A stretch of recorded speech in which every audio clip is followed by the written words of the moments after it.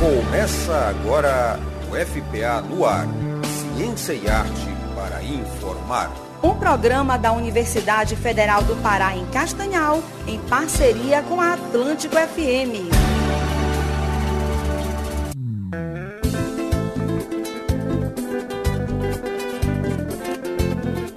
Boníssima tarde, ouvintes da Atlântico FM, nesta ensolarada tarde do inverno amazônico. Boa tarde, Paula. Boa tarde, professor Guilherme. Boa tarde, Rodrigo. Boa tarde, professor Guilherme, Paula. Boa tarde. Estamos aqui na bancada da Atlântico para começar mais um programa que coloca a universidade, a ciência, a arte e a cultura mais perto de você. Eu aproveito para lhe convidar a nos seguir no Instagram, @UFPANoar, e responder a nossa enquete do dia. Você também pode nos mandar recados e perguntas pelo direct desse Instagram. E qual o tema de hoje, Rodrigo? Professor, boa tarde novamente, boa tarde a todos os nossos ouvintes. O FPA no ar dessa sexta-feira convida você, ouvinte, a entrar em cena e refletir sobre uma das linguagens artísticas mais antigas e potentes da humanidade, o teatro, em alusão ao Dia Mundial do Teatro, celebrado hoje, 27 de março.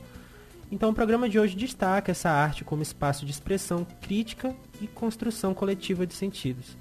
No primeiro bloco, vamos refletir sobre a origem do teatro desde a Grécia Antiga até suas formas contemporâneas, discutindo seu papel histórico como instrumento de denúncia, resistência e transformação social, especialmente em contextos como o brasileiro e o amazônico.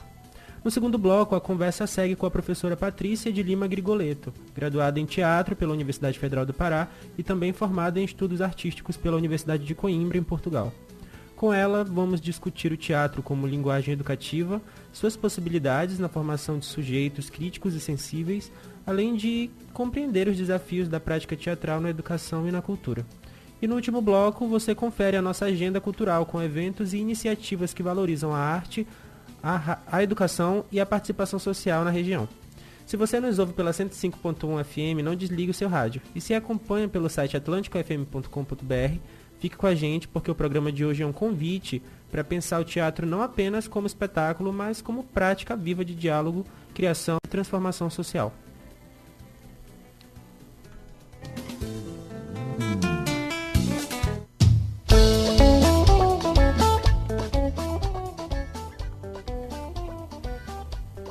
Entretanto, Diomedes estava a pé, não voltara ao carro desde que fora atingido.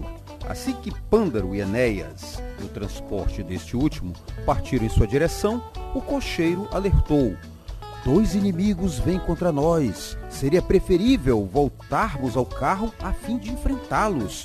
O guerreiro se sentiu ofendido. Não me farem recuar, não sou dos que recuam. Enfrentarei aqueles homens como estou. Garanto que eles não voltarão para casa. Assim que os abater, vá buscar meu carro para que eu continue lutando com os meus cavalos, porque não há melhores animais que os nossos.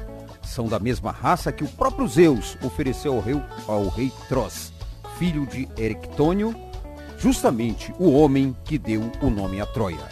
Acabamos de ouvir um pequeno trecho da epopeia Ilíada, exatamente a partir da Grécia Antiga, a partir da afamada Guerra de Troia, se constrói toda uma tradição clássica da literatura e, evidentemente, do teatro. Por isso, o teatro é uma das formas mais antigas de expressão humana, com origens, como já dito, na Grécia Antiga, onde tragédias e comédias eram encenadas como formas de refletir sobre a vida coletiva, os conflitos sociais e as relações de poder. Ao longo da história, essa linguagem artística se consolidou como espaço de representação da realidade, mas também de questionamentos e crítica. Por isso, o Dia Mundial do Teatro, celebrado em 27 de março e instituído em 1961 pelo Instituto Internacional de Teatro, ligado à Unesco, órgão das Nações Unidas, reforça a importância dessa arte como patrimônio cultural da humanidade e como ferramenta de diálogo entre diferentes sociedades. No Brasil, o teatro também ocupa um lugar central na construção de pensamento crítico, tendo sido inclusive instrumento de resistência durante a ditadura militar, quando artistas utilizavam os palcos para denunciar censuras, violências e injustiças, e por isso os artistas também são extremamente penalizados em regimes ditatoriais. Afinal de contas, eles são os arautos da denúncia e da criatividade. Hoje, além dos grandes centros, o teatro de rua, popular e comunitário, amplia o acesso e reinventa formas de fazer arte em diferentes territórios. Ainda assim, persistem desafios relacionados ao acesso ao teatro, ao cinema, à arte, de um modo geral, por falta de financiamento e de valorização cultural, o que nos leva a uma questão fundamental. Quem tem acesso ao teatro hoje e quem ainda permanece à margem dessa experiência? Os dados mais recentes revelam que o acesso à cultura no Brasil ainda é profundamente desigual e limitado. De acordo com o Sistema de Informações e Indicadores Culturais, entre 2011 e 2022, que foi publicado pelo IBGE, apenas 23,3% dos municípios brasileiros possuem teatros ou casas de espetáculos. E temos o nosso exemplo, lamentável exemplo, no nosso município. Não temos mais cinemas de rua, não temos mais nenhum tipo de casa cultural nesse sentido mais amplo e de um espaço adequado, né? Não adianta dizer que auditório é teatro, que não é teatro. Então, por isso, apenas 23,3% desses municípios possuem esses aparelhos culturais, enquanto 30,6% da população vive em cidades sem esse ou qualquer tipo de equipamento cultural. Na região norte, essa realidade é ainda mais crítica, com cerca de 70% dos municípios enfrentando dificuldades de acesso, o que muitas vezes implica deslocamentos longos para que a população possa ter esse contato com a arte, com o teatro e com atividades teatrais e artísticas no modo geral. Esse cenário evidencia que o direito à cultura, o acesso à cultura, ainda não é garantido de forma equitativa. E quando falamos em cultura, falamos nessa cultura artística. É isso mesmo, Rodrigo? É exatamente isso aí, professor. Além das barreiras estruturais, fatores econômicos e sociais também impactam diretamente o acesso ao teatro e a outros eventos culturais. Segundo a 6ª edição da pesquisa Hábitos Culturais, realizada pelo Observatório Fundação Itaú, com apoio técnico do Datafolha, cerca de 30% dos brasileiros deixam de frequentar atividades culturais, como ir a teatros, por questões financeiras, enquanto 31% apontam a insegurança como um dos principais motivos. Entre as mulheres, esse dado é ainda mais preocupante, já que o medo da violência nos espaços culturais e em seus arredores aparece com maior intensidade. Esses dados mostram que o desafio não é apenas ampliar a oferta cultural, mas garantir condições reais para que a população possa acessar, ocupar e reconhecer nesses espaços. Do ponto de vista científico, o teatro pode ser compreendido como uma linguagem artística que não apenas representa a realidade, mas também participa da sua construção. A ideia de representação está no centro dessa discussão, já que o palco funciona como um espaço simbólico onde conflitos, valores e visões de mundo são encenados, reinterpretados e compartilhados coletivamente. Nessa perspectiva, o teatro se torna uma forma de conhecimento capaz de produzir reflexão crítica sobre a sociedade. Conceitos clássicos, como a catarse em Aristóteles, ou seja, a purificação ou a purgação das emoções, ajudam a entender essa dimensão, ao indicar que o teatro provoca emoções e, ao mesmo tempo, possibilita uma elaboração coletiva dessas experiências, contribuindo para a formação ética e social dos indivíduos. Já no contexto contemporâneo, o trabalho de Augusto Boal amplia essa compreensão ao propor o teatro do oprimido como uma prática política e pedagógica.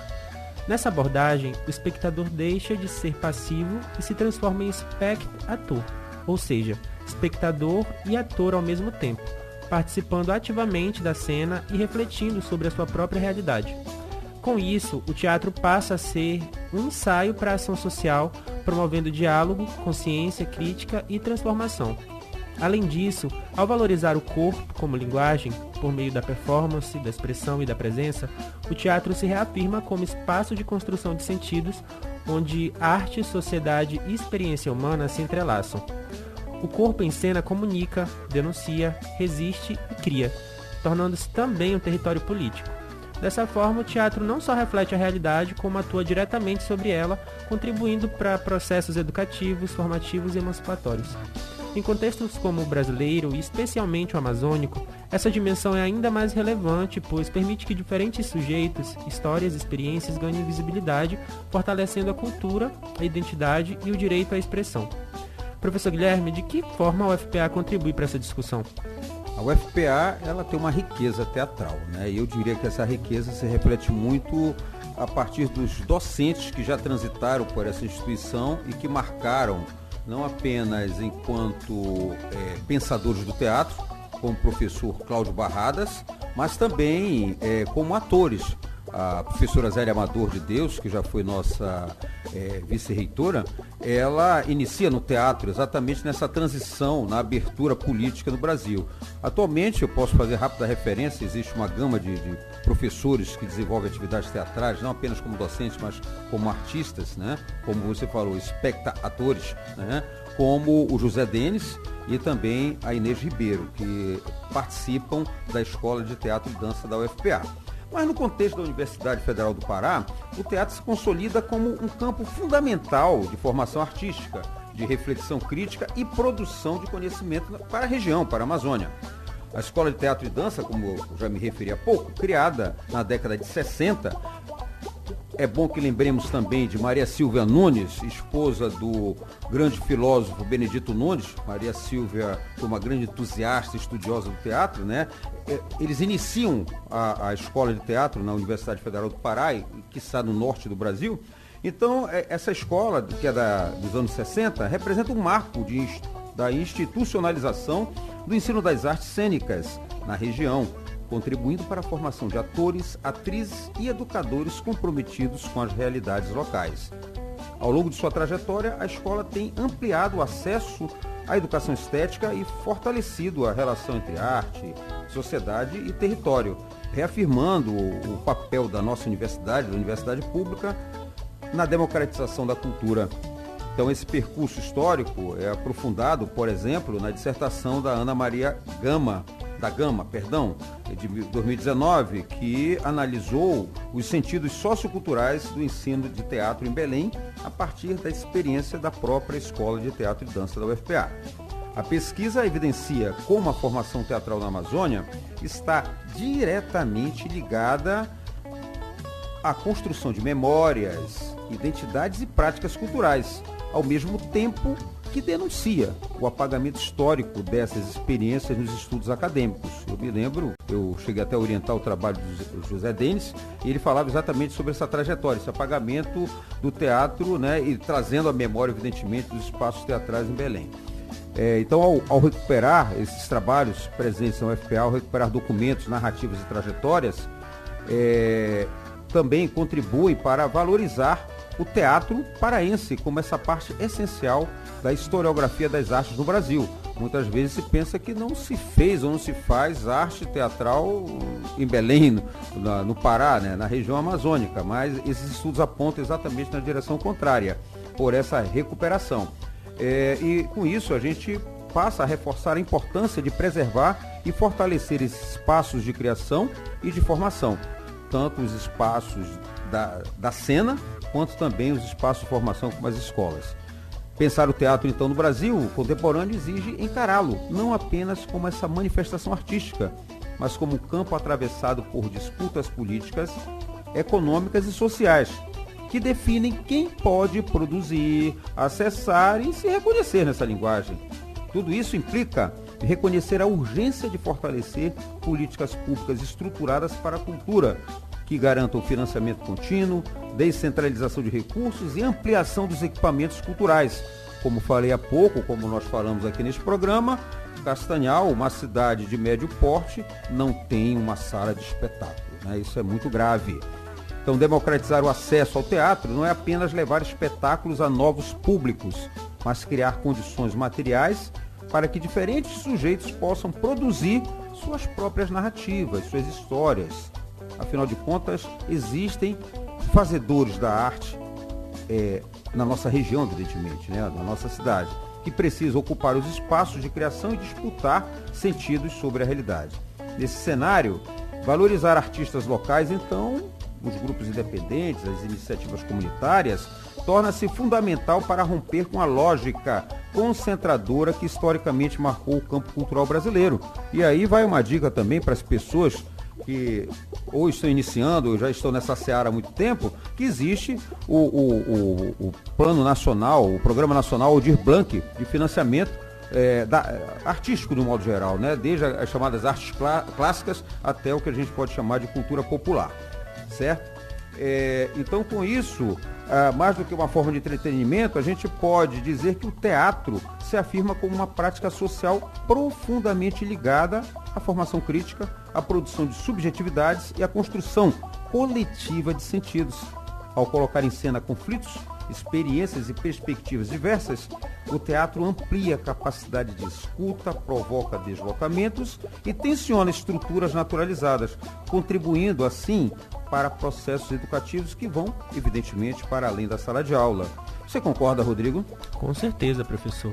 Nesses contextos, marcado por desigualdades como o amazônico, o teatro ganha ainda mais poder ao possibilitar visibilidade a histórias, corpos e vozes que muitas vezes são silenciados nos discursos oficiais. Então, refletir sobre o lugar do teatro na sociedade é também perguntar que tipo de mundo queremos construir. Um mundo em que a arte é marginalizada e restrita a poucos, ou um mundo em que ela é reconhecida como direito fundamental, capaz de mobilizar pensamento, sensibilidade e transformação social.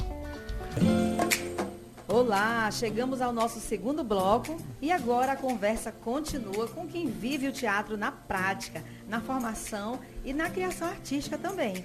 Nós recebemos a professora Patrícia de Lima Grigoleto, graduada em teatro pela Universidade Federal do Pará, a nossa mamãe UFPA, né? E também formada em estudos artísticos pela Universidade de Coimbra, em Portugal. Possui especializações na área de ensino da arte e docência na educação profissional e tecnológica, além de atuar como arte educadora, professora de iniciação teatral e iluminadora cênica. Ao longo de sua trajetória, Patrícia tem desenvolvido atividades ligadas à formação artística, à criação dramatúrgica e à preparação de atores, contribuindo aí para o fortalecimento do teatro como linguagem educativa e cultural. E é um prazer recebê-la aqui no nosso programa, Patrícia. Muito obrigada pelo convite nessa data emblemática, que é o Dia do Teatro.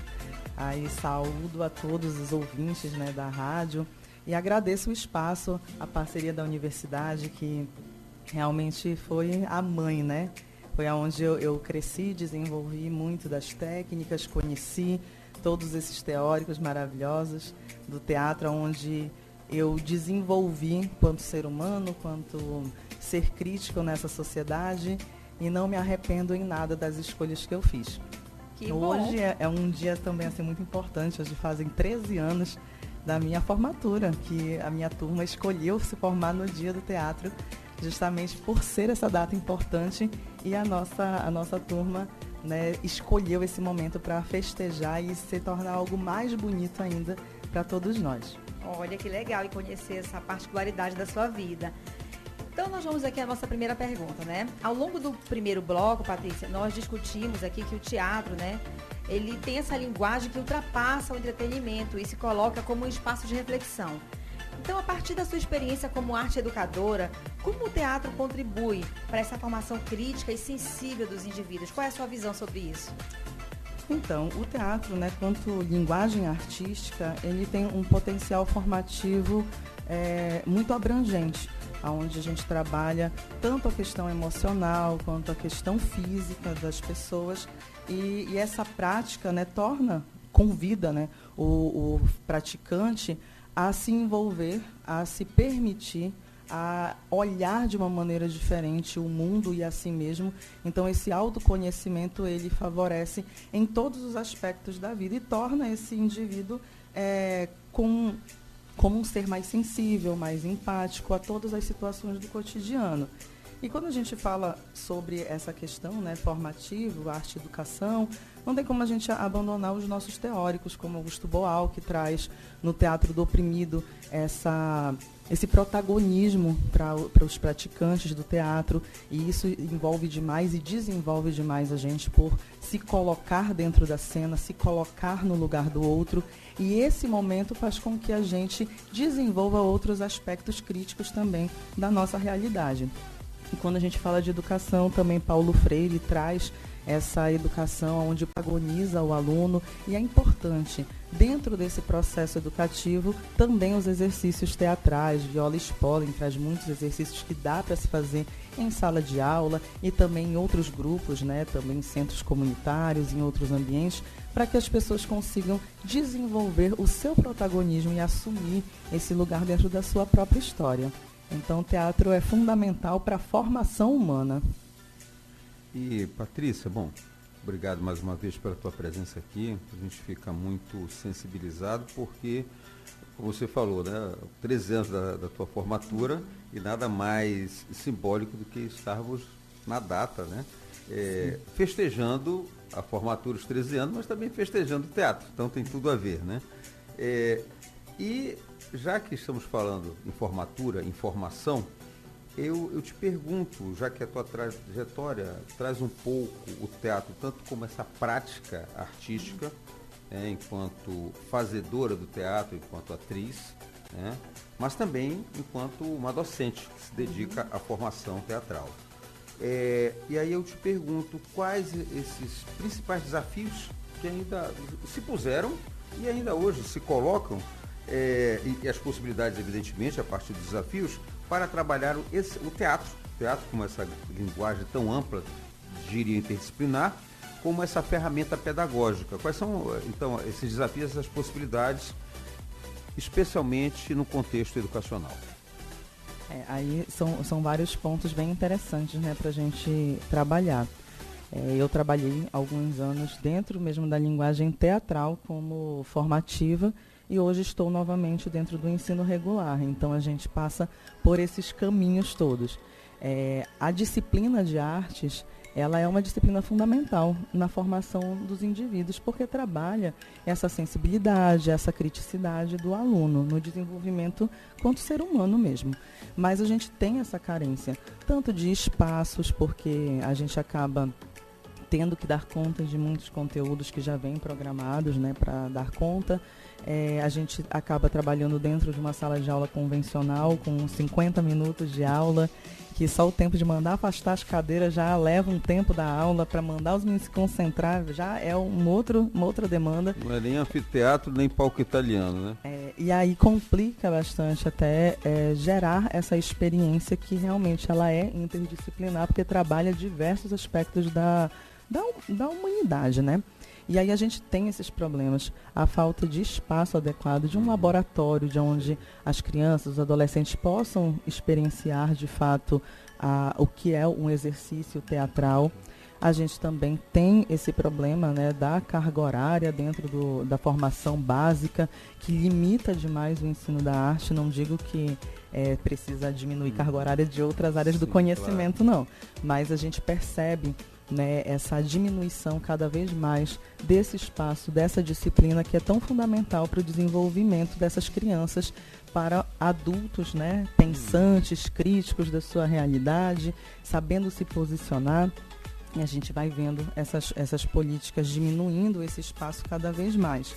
Fora esse aspecto dessas dificuldades que a gente tem, a gente também tem as dificuldades dos equipamentos mesmo público, para que fora do âmbito escolar também possa ser desenvolvido essas atividades, faltas de políticas públicas que proporcionem esse acesso a crianças, adolescentes, adultos, idosos, porque o teatro ele é uma arte extremamente democrática, né? Todas as idades, todos os níveis já de conhecimento podem e devem praticar, porque a gente vai trabalhar outros aspectos além do formativo, né? Nós trabalhamos toda essa questão sentimental, toda a questão estrutural, toda a questão psicossocial desse indivíduo que pratica a arte, na criação de personagem, na preparação física, porque a gente também precisa criar esse corpo para o personagem, e isso também ajuda na nossa saúde, no nosso bem-estar.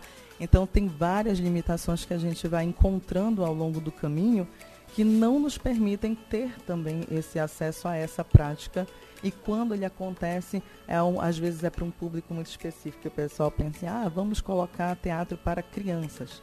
E eu já tive alunos idosos que tiveram suas vidas completamente transformadas depois dessa experiência de conseguir perceber que podem falar, que ainda tem utilidade dentro dessa sociedade, porque um aspecto que é muito interessante é que nós somos avaliados pela nossa produtividade. Então, quando a gente vai ficando mais idoso, todos vão tirando esse protagonismo da nossa própria vida. E o teatro resgata isso, resgata o que é a essência do ser humano.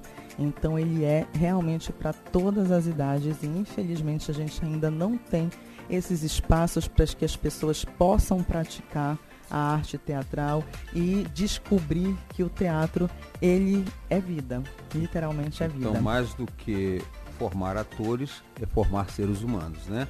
Mas vamos fazer uma breve pausa no nosso bate-papo com a Patrícia para que a gente possa ouvir um pouco música. E vem aí a música Luz Negra, de Nelson Cavaquinho, que é um diálogo diretamente com o teatro, pois retrata a vida como um palco melancólico. E na sequência continuamos com este bate-papo tão interessante. Contigo agora, Rodrigo.